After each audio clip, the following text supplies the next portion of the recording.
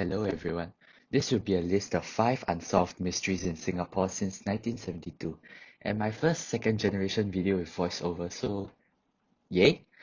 All sources credited in the description. Okay, without further ado, let's start the video. On 18th September 1972, Malaysian seamstress Chen Jen was walking with her sister in Queenstown when suddenly she screamed and collapsed to the ground, blood oozing out of her chest. She succumbed to her injuries later. No one knew really what had happened, even her sister or the hospital staff. In fact, they thought she was stabbed, but upon further inspection, it was revealed to be a gun wound. She had no known enemies and it was thought that the bullet came from someone in nearby HDB flats, but no one at the time owned any telescopic lens, and the nearest HDBs were 130 meters away from Queen's Circus where the incident happened. Thus, it was concluded that the gunman was at close range when she fired the shot. Another possibility is that the Queenstown Police Division accidentally fired the shot, but this was rejected as well.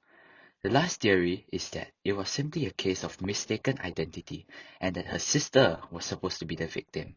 Either way, it still remains unsolved. On 14th May 1986, two friends from the now defunct Owen Primary School, To Hong Huat and Kei Chin An, vanished without a trace while walking to school for their afternoon classes, and both were nowhere to be found. Only their bags and books were found under a tree. Months after months passed with no signs of the boys, with monetary rewards increasing from $1,000 to $5,000 on July 3, 1986. The search even extended to Johor Bahru, Kuala Lumpur, and Indonesia, where posters were translated into their native languages.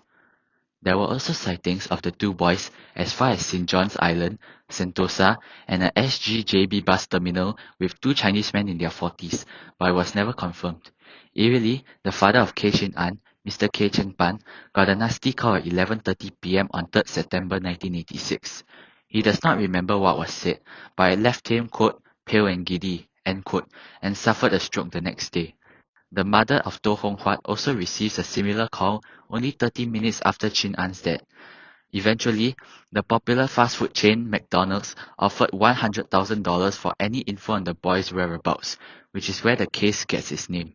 A possible theory is that they were kidnapped by an illegal syndicate to Thailand and were made to beg on the streets, but it was never verified.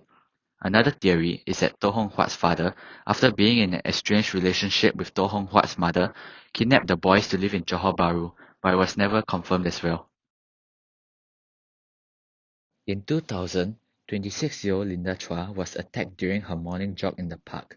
She was found brutally assaulted and attacked, and then after that, her clothes were found next to her.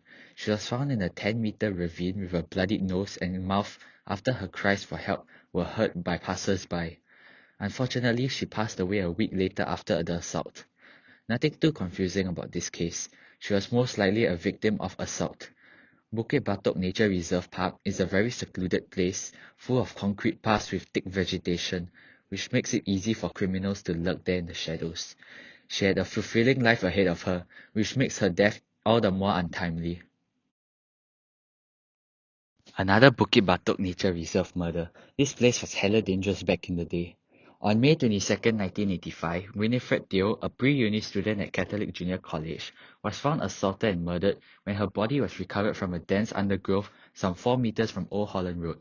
Teo's hands were tied with her own shirt and she had 6 stab wounds in her neck with bruises on her face and body.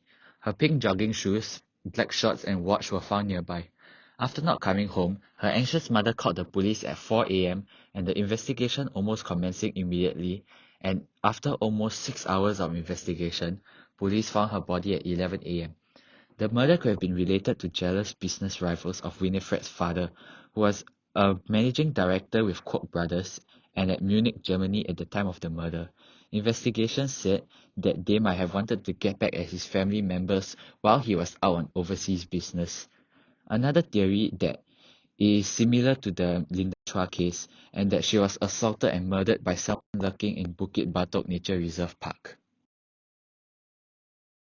One of the more recently unsolved murder cases, Tan Leilan, a 39-year-old freelance massager, was reported missing after she was last seen leaving a cab with an unknown man near her house on Chai Chee Avenue. 2 days later, neighbors complained of a foul stench coming from her home, and when police raided the home, they found her decomposing body with visible injuries on it. According to the coroner, it was revealed she was strangled to death, but the murderer has never been found. One of her neighbors said that he had heard, quote, noises of feet stamping and a woman screaming at 2 a.m. the night before, end quote. As there was not a lot of information on this case, I couldn't provide that much detail.